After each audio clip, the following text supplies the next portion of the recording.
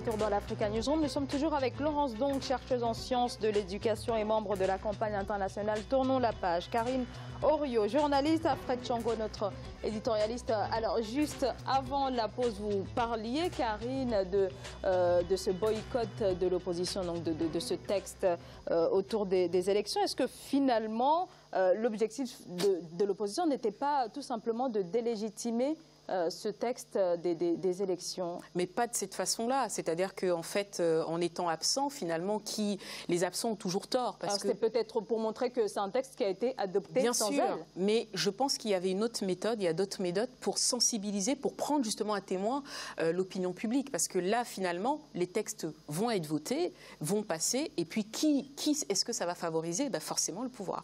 Donc je ne suis pas sûre que ce soit une bonne idée pour l'opposition de boycotter. Karine Orio, excusez-moi, Laurence Dong. En fait, boycotter, c'est une chose. L'opposition aurait dû être là. Ça aurait été peut-être plus fort qu'ils votent non.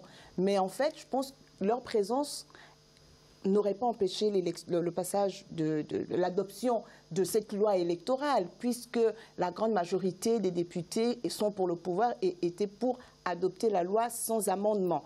On peut toujours critiquer le fait qu'ils aient quitté la salle et dire que leur présence dans la salle, le fait qu'ils aient voté non de manière apaisée, en se montrant plus civilisés, en se montrant plus malins que le pouvoir, aurait certainement eu plus de force, mais ça n'aurait pas empêché l'adoption de la loi et ça n'aurait peut-être pas empêché le déroulement du plan que le pouvoir a derrière la tête pour se maintenir au pouvoir. Donc c'est ça l'enjeu. L'enjeu, pour nous, c'est toujours, chez nous, c'est souvent la conservation du pouvoir. Même si on dit que dans tous les pays, il y a une fraude électorale qui s'organise, etc., mais les conséquences pour l'Afrique sont souvent plus dramatiques parce que ceux qui se maintiennent au pouvoir le font au détriment des populations et ne font même pas semblant de se soucier de la population. C'est le pouvoir pour le pouvoir. Il n'est pas non plus certain que si l'opposition malgache arrivait au pouvoir, qu'elle ferait différemment. Oui, qu'elle n'utilise pas les mêmes procédés. Par contre, ça, c'est un procès d'intention, mais dans le même temps... non, mais Laurence, tout à l'heure, vous avez dit, j'ai dit, c'est l'opposition qui est vraiment dans ce procès d'intention de la fraude. Mais maintenant, vous me retournez l'argument. Oui, je vous retourne l'argument. Pourquoi je le dis en fait? Le but d'une élection, c'est que les résultats soient proclamés. C'est-à-dire que le verdict des urnes soit proclamé. Il faut qu'on prépare les élections en amont. En amont, il faut que les listes électorales soient établies de façon juste, qu'on permette à tout le monde, à ceux qui ont le droit de voter, de s'y inscrire. Est-ce que l'opposition malgache aujourd'hui est en ordre de bataille pour aller à cette élection? Ça, c'est autre chose. C'est pourquoi le boycott ressemble pour moi à la démission, en quelque sorte. Non, mais ça, c'est le boycott par rapport à l'adoption d'un texte de loi au Parlement. Mais ça ne veut pas dire que derrière, ils ne font rien. Non, mais je suis tout à fait d'accord avec le professeur Chango. Je m'inscris en faux contre vous, chère Laurence, parce qu'effectivement, ça prouve aussi qu'on n'a pas une opposition qui est forte et qui est structurée. C'est ce que je disais tout à l'heure. C'est-à-dire que quand on a une opposition qui est forte, qui sait quels sont ses champs de bataille, elle sait où elle va, elle est organisée, elle ne démissionne pas comme ça. Parce que, pour moi, je suis désolée, quand il n'y a pas d'opposition en face, le pouvoir passe. Sans besoin de tricher finalement, parce que quand on parle de fraude, c'est pas vrai. La loi va passer, ils peuvent effectivement voter non, même si les projets passent, et derrière, ils sensibilisent en disant nous, on était contre, on a voté non, on a voté non, etc. Ils le font, et ça peut marcher. Karine, est-ce qu'ils ne peuvent pas sensibiliser en disant on n'est pas resté voter parce qu'on n'était pas d'accord, parce que s'ils ont leurs adhérents, ils leur parleront. Mais donc ils ont démissionné, donc c'est une opposition qui est absente. Elle est sortie, non, on ne peut pas dire tellement qu'elle est absente, parce qu'elle s'est battue au Parlement. Elle s'est battue jusqu'au bout, et puis jusqu'au bout. Mais si on va jusqu'au bout, on va avec les armes qui sont les siennes. Mais la seule façon, on est d'accord, on parle de démocratie, d'accord? La seule façon de se battre, c'est dans l'urne. Exactement. Écoutez, c'est simple. Oui. Si vous renoncez avant, vous renoncez à une bataille qui est une bataille démocratique. Mais vous savez, en 2009 au Congo-Brazzaville, l'opposition avait fait pareil, c'est-à-dire inscrite dans les listes électorales et tous les candidats de l'opposition. À une semaine de l'élection présidentielle, tous se sont désistés, ils ont dit parce que ça sera la fraude. Ça, moi, je disais, ça, faut se frotter les mains. Mais ça, c'est pas dégagez. Au Gabon, ça a été la même chose en 2011. Ils se sont tous inscrits. Ensuite, ils ont dit qu'ils n'allaient pas voter. Voilà. On s'est retrouvé avec un parlement, 114 députés PDG sur 120. C'est pas ce dont on parle. Non, mais c'est pareil. C'est-à-dire que lorsque déjà... là, la loi va passer. Oui, bien sûr. D'accord. Justement, la loi va passer. Mais ce qu'on oublie, c'est que... Ça, je vous le répète. Nous avons là 2 sujets sur la table. La loi serait passée, qu'il soit resté ou pas. Mais c'est mieux justement de rester. Ça, on l'a déjà dit. On l'a déjà dit que c'était mieux pour eux de rester et de dire non. Mais qu'à cela ne tienne, c'est maintenant à eux de prendre la mesure de l'acte qu'ils ont posé et de voir comment ils vont remobiliser leurs troupes. Je ne suis pas de l'opposition malgache. Et on est tous d'accord autour de cette table que les oppositions en Afrique s'avèrent faibles. Du moins dans les pays où on parle de démocratie, mais en réalité ce ne sont pas des démocraties, ce sont des démocratures. Ce sont des dictatures qui se donnent un visage de démocratie et qui manipulent les outils, les instruments, les institutions dites démocratiques pour se maintenir au pouvoir et fausser la donne qui devait être démocratique à la base. Et c'est ça le problème qu'il faut réellement dénoncer. Parce que ce vote, on va dire que oui, la finalité c'était le vote, mais la base...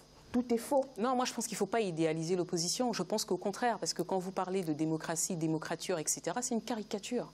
C'est complètement une caricature. Nous sommes tous des individus, nous sommes dans des sociétés. Aujourd'hui, quand on veut s'organiser en opposition, on a vu des pays dans lesquels ça a marché. On a vu le Burkina Faso, où là, la société civile, on a vu les printemps arabes, on a vu tout ça. Donc aujourd'hui... Ils ne sont pas allés dans les urnes, que ce soit parce que la voix des urnes... Peut-être, mais ils ont provoqué... Étant bloquée, justement, Laurence, s'il vous plaît, on est parti sur des révolutions si je peux juste aller citoyennes. jusqu'au terme. Ils ont provoqué quand même que ça change dans les urnes. Ils ont provoqué une transition, une alternance. Oui. La question, c'est celle-là, c'est de savoir si, quand une opposition se retire comme celle-là d'un projet de loi, est-ce que finalement ça aide ou pas? Est-ce que ça provoque une transition? Non. Est-ce que ça provoque une alternance? Non. La question, c'est celle-là. C'est comment est-ce qu'ils font finalement pour être dans le jeu démocratique s'ils démissionnent? C'est là où on les attend. S'ils étaient restés, ils auraient voté. Mais la loi qui est déjà une loi unique serait quand même passée. Non, on ne peut pas dire que c'est une loi, unique puisqu'il y a plusieurs dispositions à l'intérieur de ces 3 lois électorales. Et il y a quelques points qui font problème. Mais l'architecture générale... C'est non seulement ça, mais les accusations aussi. Exactement, mais sans preuve, hein, pour le moment. Sans preuve, pour le moment, effectivement. Quand il parle de corruption, oui. Alors, place à une toute autre actualité. On passe au grand angle.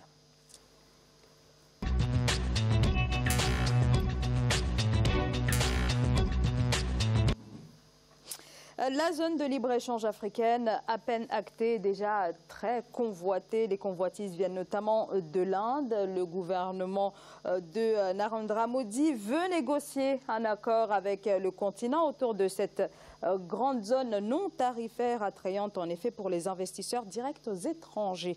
Les précisions de Siamlo, Victoria Sedji.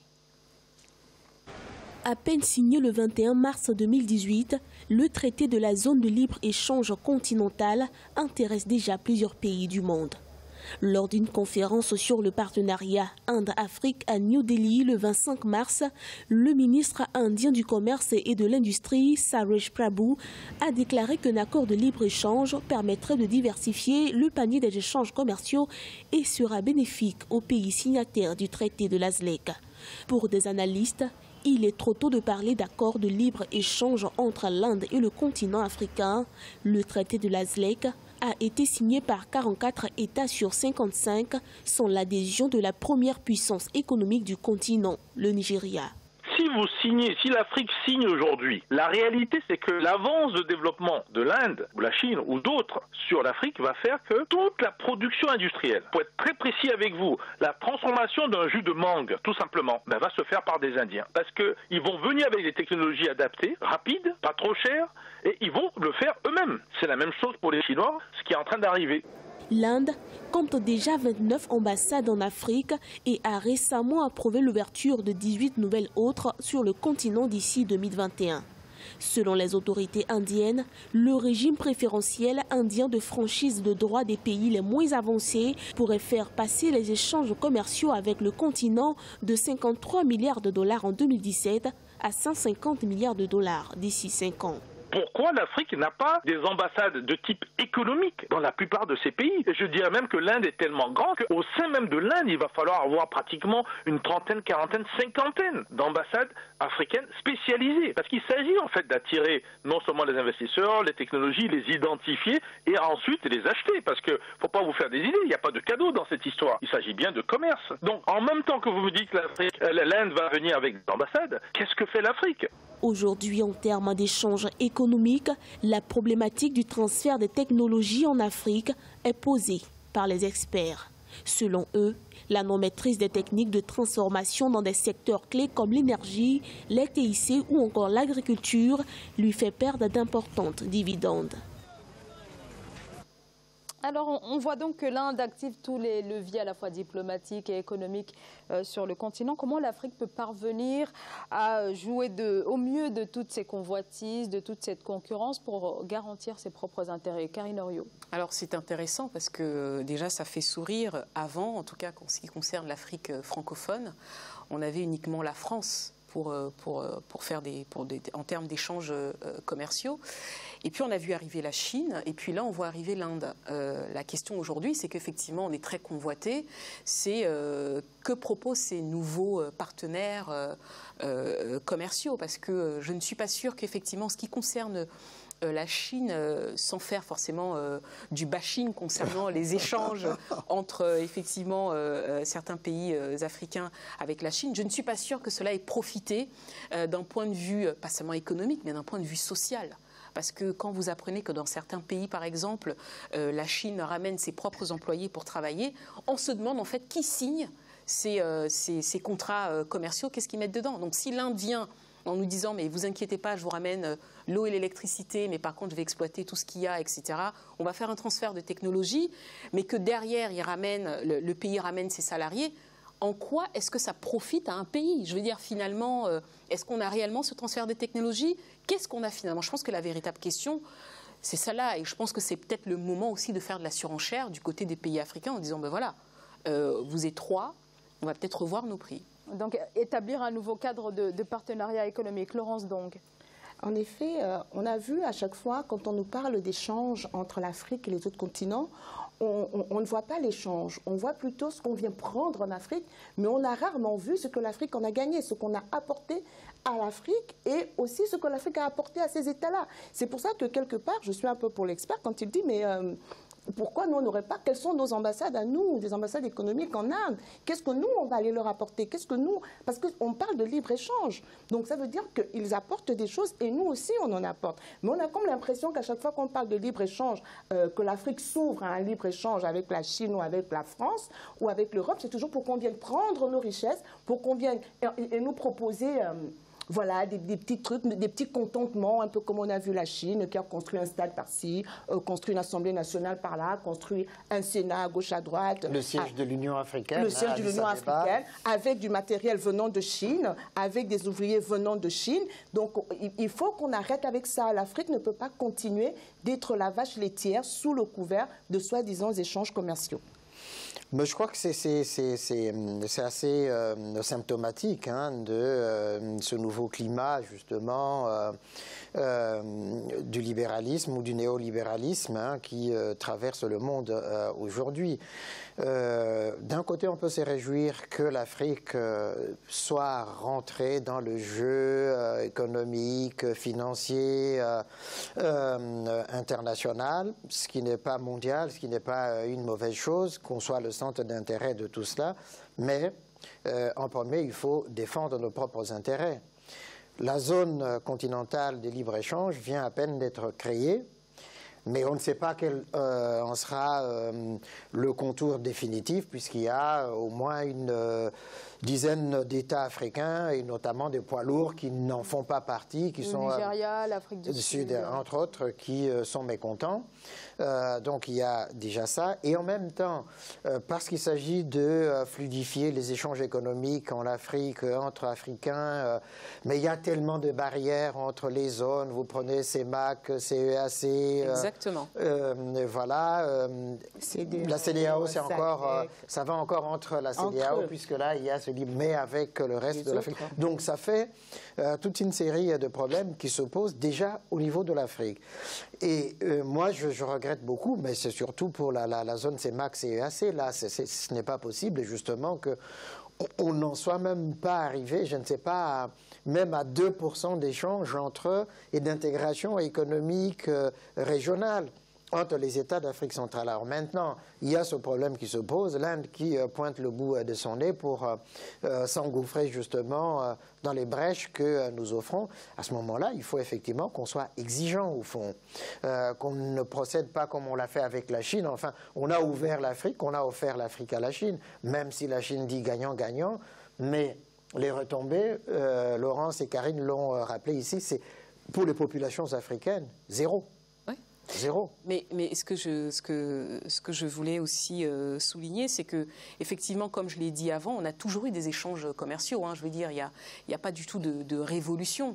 Mais là, il faut qu'on nuance nos propos. C'est les personnes qui signent, c'est-à-dire que nos chefs d'État, qui nous représentent là pour le coup, en général signent des conventions, des partenariats. On ne sait absolument pas ce qu'il y a dans les contrats. Exactement. Et derrière les populations, vous avez une société qui vient s'installer dans un village où on attribue tout ce qu'il faut pour l'investissement, pour attirer l'investisseur, et le village n'a toujours pas d'eau, n'a toujours pas ce qu'il faut. Et derrière, on pointe la société. Ben non, c'est pas la société de le faire.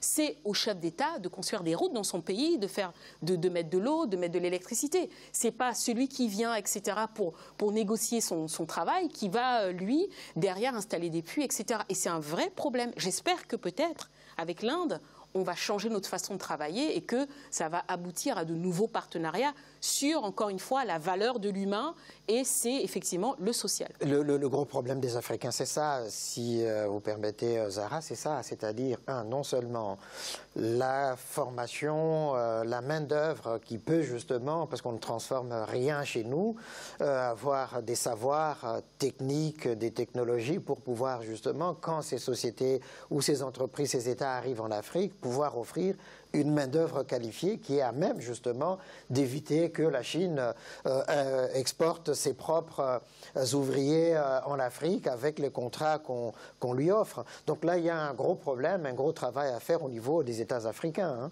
Mais ce que dit Karine est très important, et c'est là qu'on revient encore à toute cette question de démocratie, de président de la République qui représentent vraiment leurs États et qu'ils se battent véritablement pour leur population. C'est là qu'on voit quel est l'intérêt qu'ils accordent à leur population, qu'on voit en quoi ils recherchent le bien-être des populations. Parce que, comme dit Karine, ce sont eux qui vont signer les contrats. Ce sont eux qui emmènent ces sociétés dans les villages et qui permettent souvent que ces sociétés viennent encore accabler les populations, parce qu'on a bien aujourd'hui cette thématique d'accaparement des terres de ces multinationales qui arrivent. Et tout, qui arrivent. On voit au Gabon, il y a une ONG gabonaise qui s'appelle Brain Forest qui a sorti un rapport sur Olam avec une société, avec une ONG américaine Earth.